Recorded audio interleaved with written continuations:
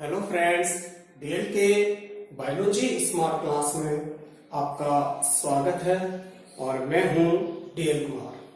Friends, यदि आपको मेरी ये वीडियोज पसंद आ रही है तो इन्हें अधिक से अधिक लाइक व शेयर कीजिए और यदि आप मेरे चैनल पर पहली बार आए हैं तो चैनल को सब्सक्राइब करें जिससे न्यू वीडियो की अपडेशन आपको मिलती रहे। चलिए फ्रेंड्स, आज हम बात करेंगे आर्टिफिशियल वेजिटेटिव रिप्रोडक्शन। फ्रेंड्स, इससे पहले हमने नेचुरल वेजिटेटिव रिप्रोडक्शन की बात की थी और आज हम बात करेंगे आर्टिफिशियल वेजिटेटिव रिप्रोडक्शन, कृत्रिम कायिक जनन।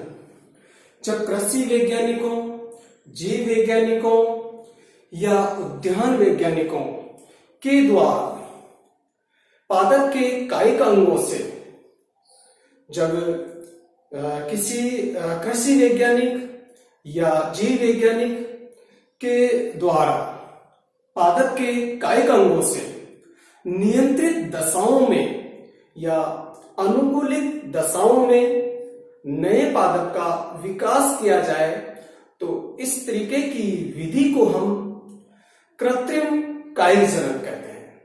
कृत्रिम कायिक जनन में कृषि वैज्ञानिकों के द्वारा कुछ परिवर्तन किए जाएंगे, रिप्रोडक्शन में कुछ रूपांतरण किए जाते हैं। तो देखिए भी, कृत्रिम कायिक जनन जब कृषि, जीव व उद्यान विशेषज्ञों द्वारा या वैज्ञानिकों के द्वारा आर्थिक महत्व के पादपों के कायिक अंगों द्वारा, आर्थिक महत्व के पादपों के कायिक अंगों द्वारा, आर्थिक महत्व के जैसे जितने भी उद्यानी पादप है उनमें, फलीय पादप है उनमें, कृषि महत्व के पादप है उनमें, उनके कायिक अंगों द्वारा नियंत्रित दशाओं में, यानी जब वैज्ञानिकों द्वारा अनुकूल दशाएं बनाया जाए या प्रकृति द्वारा अनुकूलित दशाएं हो, उन परिस्थितियों में कृत्रिम विधियों के माध्यम से जनक के समान या उन्नत गुणों वाले पादपों का विकास किया जाए तो इस तरीके की कायिक जनन को हम कृत्रिम कायिक जनन कहते हैं। तो कृत्रिम कायिक जनन में कृषि वैज्ञानिक या जीव वैज्ञानिकों के द्वारा पादप के कायिक अंगों से नियंत्रित परिस्थितियों में या अनुकूलित दशाओं में जनक के समान या भिन्न नए पादप का विकास किया जाए तो इस प्रकार के जनन को हम कृत्रिम कायिक जनन कहते हैं। अब अपन बात करें कृत्रिम कायिक जनन के टाइप्स। तो types of artificial vegetative reproduction, कृत्रिम कायिक जनन के प्रकार। और कृत्रिम कायिक जनन के 3 प्रकार हैं: कटिंग, लेयरिंग एंड ग्राफ्टिंग। कृत्रिम कायिक जनन के 3 मुख्य प्रकार हैं। सबसे पहला है कर्तन, दूसरा है स्तरण, तीसरा है अध्यारोपण। और आज हम इस वीडियो में केवल कृत्रिम कायिक जनन की 2 विधियों की बात करेंगे, कटिंग और लेयरिंग, और जो ग्राफ्टिंग है वो नेक्स्ट वीडियो में हम बात करेंगे।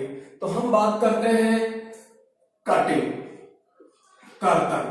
तो आर्टिफिशियल वेजिटेटिव रिप्रोडक्शन के 3 प्रकार हैं: कटिंग, लेयरिंग और ग्राफ्टिंग। सबसे पहले अपन बात करें कटिंग, कर्तन। कटिंग क्या है? इसमें पादप के किसी भी कायिक अंग को काटकर भूमि में रोपित करके उनसे नए पादप का विकास किया जाता है। तो देखिए, पादप के छोटे भाग, कोई से भी छोटे भाग जिसमें जड़, तना, पत्ती का छोटा भाग लिया जाएगा जिसे हम कलम कहते हैं। तो पादप के रूट, स्टेम एंड लीफ को काटकर एक छोटा भाग लेते हैं और उस छोटे भाग को हम क्या कहते हैं? कलम कहते हैं। और उस कलम को अनुकूल दशाओं में, उस कलम को अनुकूल दशाओं में भूमि में रोपित करके जनक के समान नए पादप का विकास किया जाता है। तो इस विधि को हम कटिंग कहते हैं। तो किसी भी पादप के कायिक अंग को काटकर उसके एक छोटे भाग को कलम के रूप में प्रयोग करते हुए उसे भूमि में रोपित करके अनुकूल दशाओं में नए पादप का विकास करना क्या कहलाता है? कटिंग द्वारा कृत्रिम कायिक जनन। अब अपन यहां बात करें रूल ऑफ कटिंग। कटिंग के क्या नियम है या क्या लॉ है इसके? तो देखिए, कटिंग करते समय किन किन बातों की सावधानी रखें वो अपन यहां बात कर रहे हैं। तो रूल ऑफ कटिंग, जनक की आयु। जिस पादप से भी हम कटिंग के लिए कलम प्राप्त कर रहे हैं उस पादप की आयु कितनी होनी चाहिए? तो उस जनक पादप की आयु जो है वो 3 से 7 वर्ष की हो, यानी बहुत अधिक आयु का वृक्ष या पादप नहीं होना चाहिए। बहुत अधिक आयु का यदि कोई पादप होगा तो उसमें कर्तन विधि द्वारा हम नए पौधों का विकास नहीं कर सकते। जिनकी आयु कम है, 3 वर्ष से भी कम है या 1 वर्षीय पादप है और उनमें अपन कलम से कर्तन से या कलम लगाकर नया पौधा विकसित करना चाहते हैं तो उनके लिए हम जो है कम आयु का ले सकते हैं। बाकी शाकीय पादपों में जो 1 वर्षीय पादप हैं उनमें जो है कलम से नए पादपों का विकास करना असंभव होता है। तो जनक पादप की आयु 3 से 7 वर्ष हो, जिससे भी अपन कलम ले रहे हैं उस पादप की आयु 3 से 7 वर्ष होनी चाहिए। अधिक आयु का नहीं हो, वरना कलम से नए पौधे का विकास नहीं होगा। दूसरी बात अपन बात करें कलम की लंबाई। कलम की लंबाई कितनी होनी चाहिए? तो कलम की लंबाई 20 से 30 सेंटीमीटर, 20 से 30 सेंटीमीटर कलम की लंबाई होनी चाहिए। कलम का व्यास अपना जो मार्कर देख रहे हो इतनी मोटी या इससे थोड़ी सी पतली क्या हो सकता है? उसका व्यास हो सकता है तो 5 से 10 मिलीमीटर कलम का व्यास होना चाहिए। आगे अपन बात करें मौसम किस तरीके का होना चाहिए? तो वर्षा ऋतु अक्सर कटिंग द्वारा कृत्रिम कायिक जनन जो क्रिया अपनाई जाती है वो वर्षा ऋतु में अपनाई जाती है। तो कलम का रोपण वर्षा ऋतु में करेंगे तो उनसे अधिक नए पादपों का विकास होगा। वरना या अनुकूल दशाएं वो भी वर्षा ऋतु की बात है तो वर्षा ऋतु में ही हम कलम से नए पादप का विकास कर सकते हैं। जनक का प्रकार, जनक किस तरीके का है? शाकीय पौधा है, झाड़ीनुमा है या वृक्ष है, उसका भी ध्यान रखा जाता है कि कलम किस तरीके के पादप से ली जा रही है, किस तरीके के जनक से लिया जा रहा है, ये बात ध्यान रखनी चाहिए। इसके बाद कलम पर कक्षस्थ कलिकाओं की उपस्थिति। जो भी हम कलम ले रहे हैं उनमें कम से कम 2 या 3 कक्षस्थ कलिकाएं उपस्थित होनी चाहिए। यदि उनमें कक्षस्थ कलिकाएं नहीं होगी तो नए पादप का विकास कदापि नहीं होगा। इसलिए कलम में कम से कम 2 या 3 कक्षस्थ कलिकाएं उपस्थित होनी चाहिए। आगे अपन बात करें IBA, IAA, NAA।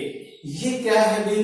ये पादप हार्मोन है, फाइटो हार्मोन है जिसमें ऑक्सीन के प्रकार है और किसी भी कलम में या केलस में रूट सिस्टम के डेवलपमेंट के लिए ऑक्सीन पादप हार्मोन का प्रयोग किया जाता है और ऑक्सीन में भी indole butyric acid, indole acetic acid, naphthalene acetic acid जैसे ऑक्सीन के जो भूमि में रोपित करने वाला भाग है उसको इसमें डिप करके यदि हम भूमि में रोपित करें बाद में, तो कलम में जल्दी रूट सिस्टम का या मूल तंत्र का विकास जल्दी हो जाएगा, जिससे रोपित कलम नए पादप में का विकास जल्दी हो जाएगा।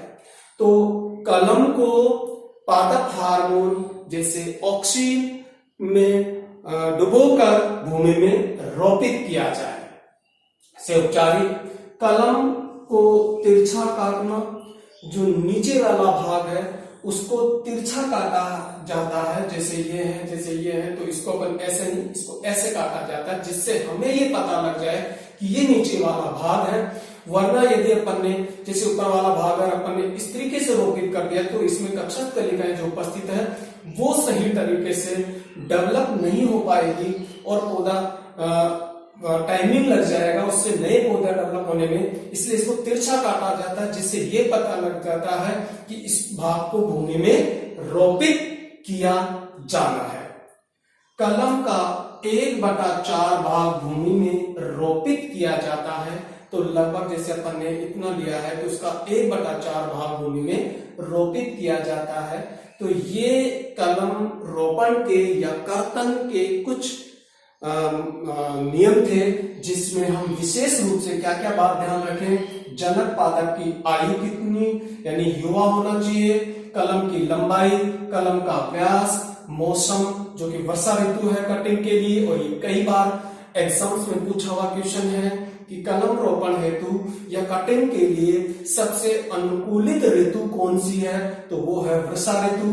जनक किस तरीके का है, कलम में कक्षस्थ कलिकाएं होनी चाहिए, कलम को ऑक्सीन जैसे पादप हार्मोन में से उपचारित किया जाए, कलम को तिरछा काटा जाए और उसका 1/4 भाग भूमि में हो। तो ये थी भी रूल ऑफ कटिंग।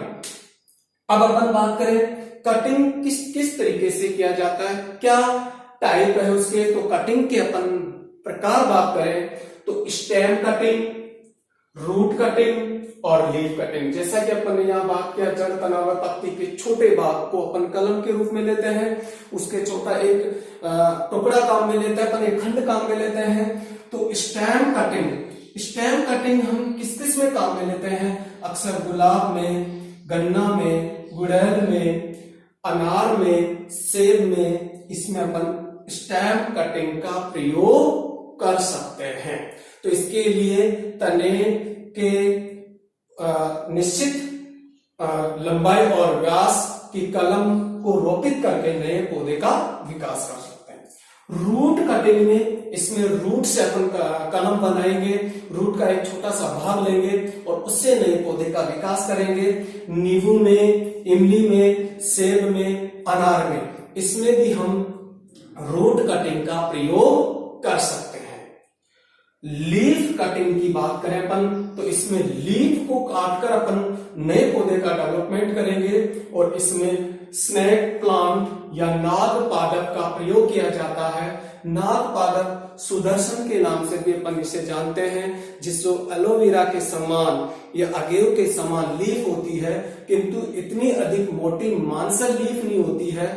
उस पौधे की जो लीफ है उसको काटकर उससे कलम बनाकर उसे अपन भूमि में रोपित करके नया पौधा विकसित कर सकते हैं, जिसकी लीफ इस तरीके से रिबन के समान चौड़ी चपटी होती है और इस पे व्हाइट कलर के इस तरीके के स्पॉट होते हैं।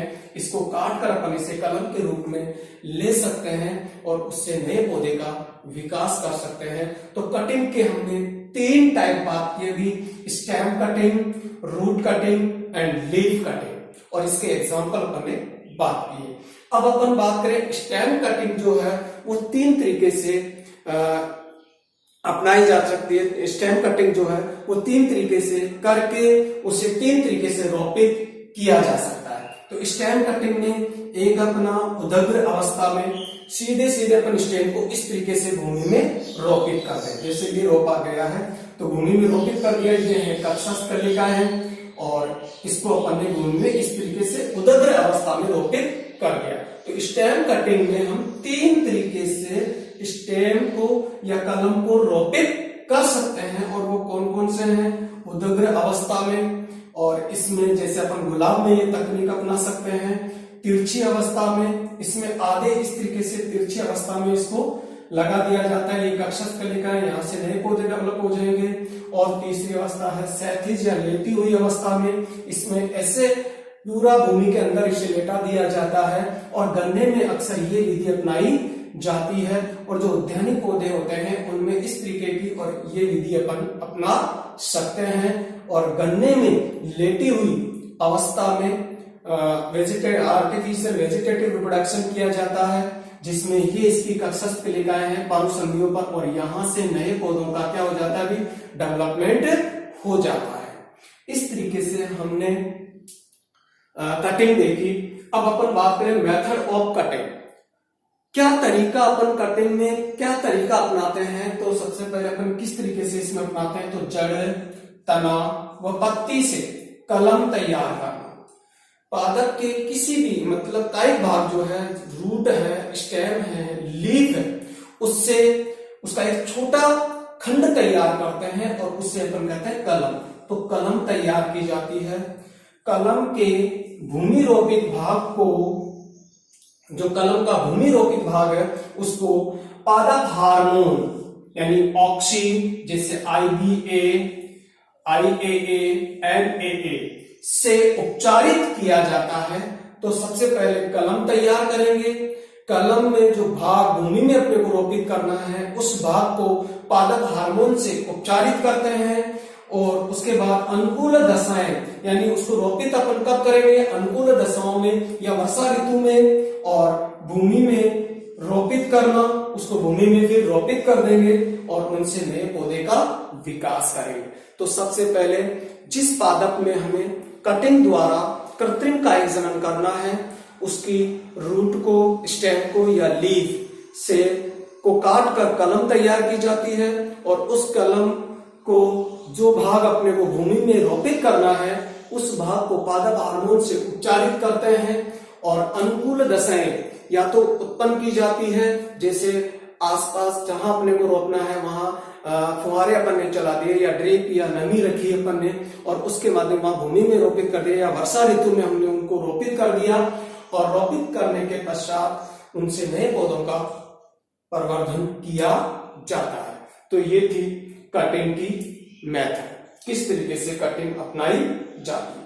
तो हमने जो आर्टिफिशियल वेजिटेटिव रिप्रोडक्शन है, उसका एक जो मेथड था कटिंग, वो किया।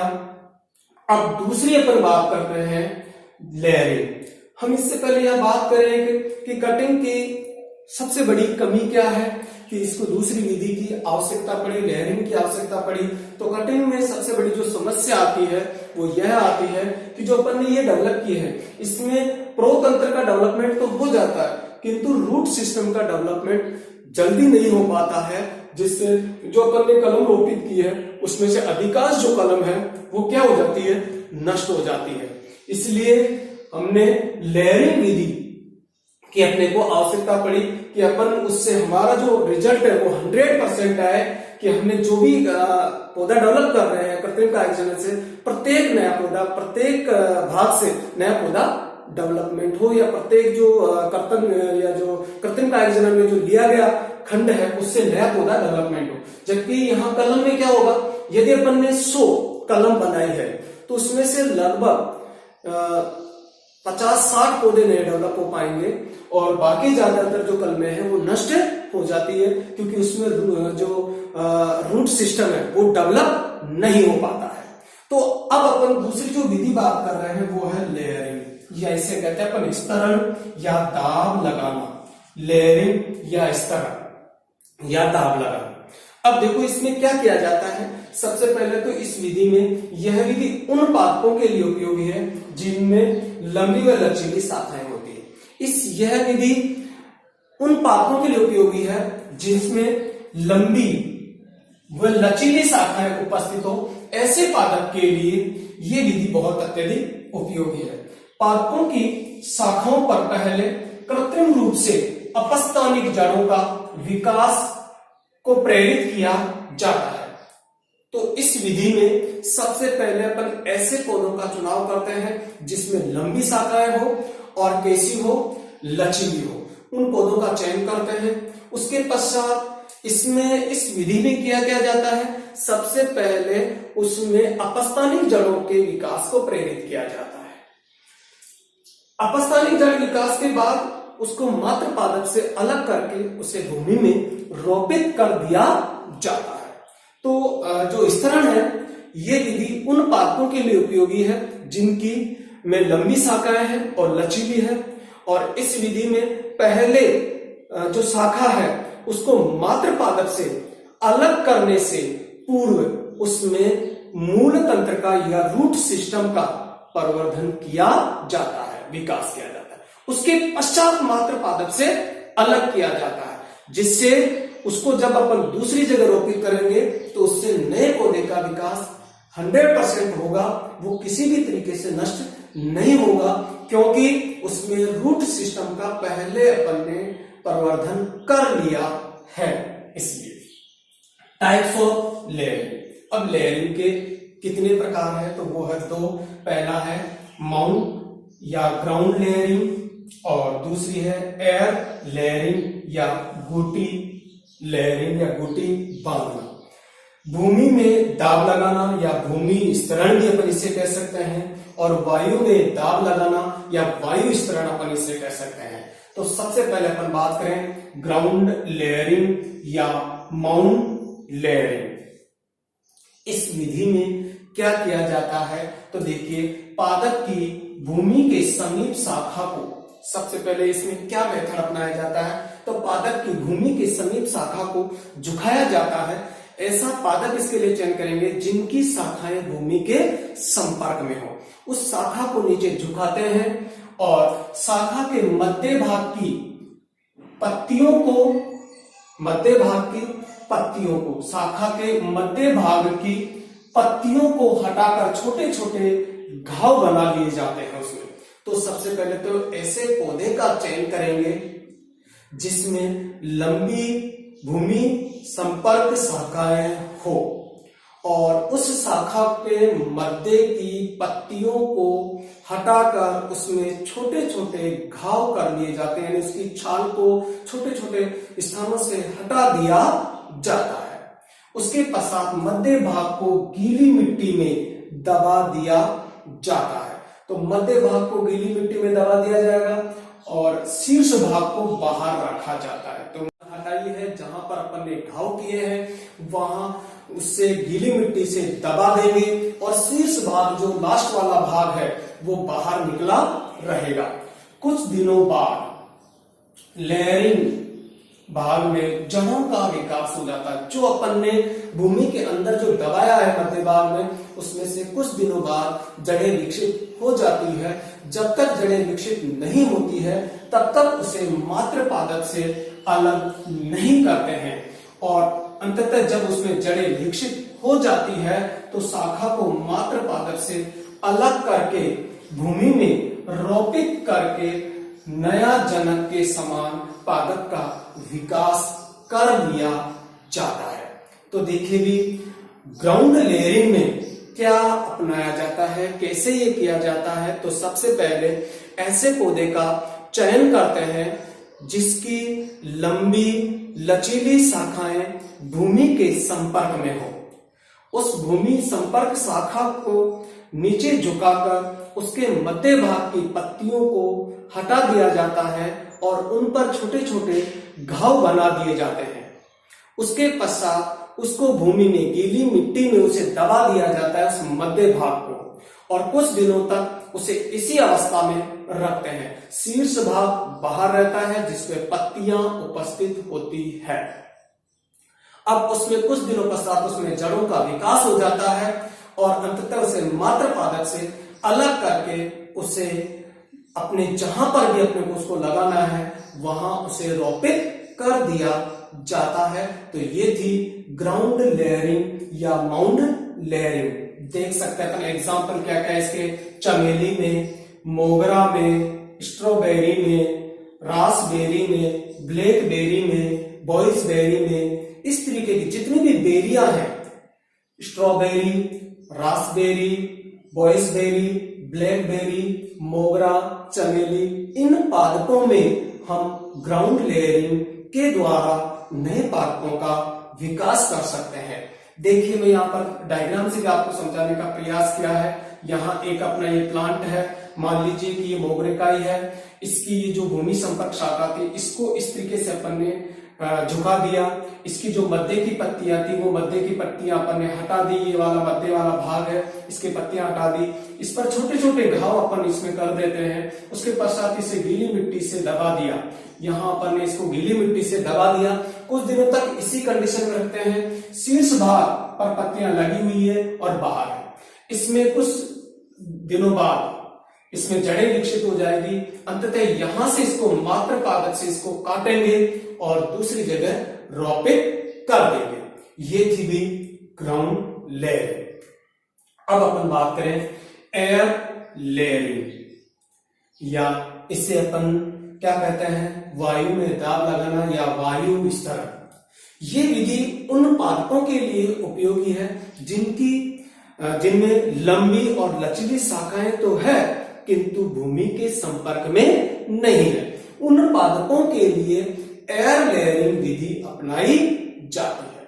इसमें वृद्धिशील शाखा का अपन चयन करेंगे, उसके मध्य की पत्तियां हटाएंगे और उस पर जो जहां अपन ने पत्तियां हटाई है उन वहां पर रिंग के रूप में, एक वलय के रूप में पूरी छाल को हटा देंगे।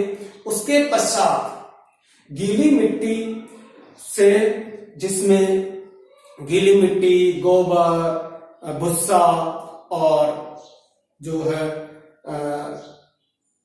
पेस्ट तैयार करते हैं, कॉटन और ये डालकर पेस्ट तैयार करते हैं और उस पेस्ट को उसके चारों तरफ लपेट दिया जाता है। जहां से अपन ने कटिंग की है, जहां पर अपन ने छाल को हटाया वहां पर उसको बांध कर, लपेट कर पॉलीथीन से बांध दिया जाता है। उसे कहते हैं गूटी लगाना भी कहते हैं, उसे गूटी बांधना भी कहते हैं। तो देखिए झाड़ियों व वृक्षों में ये विधि अत्यधिक उपयोगी है।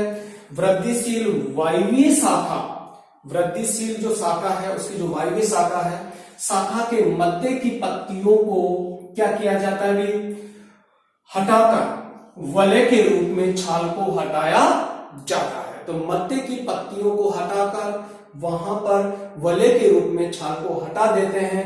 गीली मिट्टी, जिसमें क्या क्या है, काली मिट्टी, गोबर, भुस्सा, कॉटन, वाटर का पेस्ट तैयार किया जाता है। यानी काली मिट्टी, भुस्सा, गाय का गोबर या गोबर, इसके अलावा कपास और वाटर मिलाकर एक पेस्ट तैयार किया जाता है और उस पेस्ट को उस पेस्ट को हम जहां हमने वलय की है, जहां से छाल हटाई है, उस छाल पर उस पेस्ट को लिपेट दिया जाता है। तो इसकी जो पेस्ट बनाई है उस पेस्ट को लपेटकर पॉलीथीन व धागे के माध्यम से बांधकर गूटी बनाते हैं और एक दो महीने तक उसी तरीके से उस गूटी को बनाए रखते हैं और उसमें मूल तंत्र का विकास होने देते हैं। जब मूल तंत्र का उसमें विकास हो जाए उसके पश्चात उसे मात्र पादप से अलग करके भूमि में इच्छित स्थान पर रोपित करके नए पादप का विकास किया जाता है। तो यह विधि किस किस में अपनाई जाती है? लीची में, अनार में, संतरा में, नींबू में, अमरूद में। इस विधि के द्वारा कृत्रिम कायिक जनन किया जा सकता है। तो एयर लेयरिंग में जो शाखाएं भूमि के संपर्क में नहीं है उन पादपों और झाड़ियों के लिए यह विधि अपनाई जाती है। इस विधि में वृद्धिशील शाखा की मध्य की पत्तियों को हटाकर वहां की छाल को एक वलय के रूप में हटाते हैं और गीली मिट्टी में भीगी हुई पट्टी तैयार करके उसके चारों तरफ बांधकर गुटी बनाई जाती है और उस गुटी में मूल तंत्र का विकास होने देते हैं। जब मूल तंत्र का विकास हो जाए तो उसे इच्छित स्थान पर रोपित करके नए पादप का विकास कर सकते हैं। देखिए गुटी किस तरीके से लगाई जाती है, तो ये अपने डायग्राम देख सकते हैं कि ये अपना एक पौधा है जिसमें अपन गुटी, ये भूमि है, इसके ये भूमि के संपर्क में नहीं है कोई भी शाखा, इस पर अपन गुटी लगा रहे हैं, ये वृद्धिशील शाखा है। तो यहां से अपन ने इसका छाल को हटा दिया और उसके पश्चात एक पेस्ट तैयार किया जाता है जिसमें काली मिट्टी, गोबर, भूसा, कॉटन और वाटर होते हैं, या फिर गीली मिट्टी में भीगी हुई पट्टी तैयार करते हैं और उस पट्टी को इसके चारों तरफ क्या कर दिया जाता है, लिपेट दिया जाता है और इसे धागे की सहायता से बांध दिया जाता है। इसी को कहते हैं गुटी। और इस गुटी को नम बनाए रखने के लिए एक दूसरी उसकी ऊपर वाली शाखा पर एक मटका लटका देते हैं और उसमें एक छेद कर देते हैं जिसमें धागा डालकर उससे बूंद बूंद करके पानी आने देते हैं, जिससे गुटी सदैव क्या बनी रहती है, नम बनी रहती है। जो एयर लेयरिंग है वो लीची में, अनार में, संतरा, नींबू, अमरूद जैसे फलीय पादपों में प्रयोग में ली जाती है। तो ये था आर्टिफिशियल वेजिटेटिव रिप्रोडक्शन की दो विधियां जिसमें हम कटिंग और लेयरिंग की बात की, और जो तीसरी जो विधि है ग्राफ्टिंग वो हम नेक्स्ट वीडियो में बात करेंगे। ओके फ्रेंड्स, जय हिंद, जय भारत।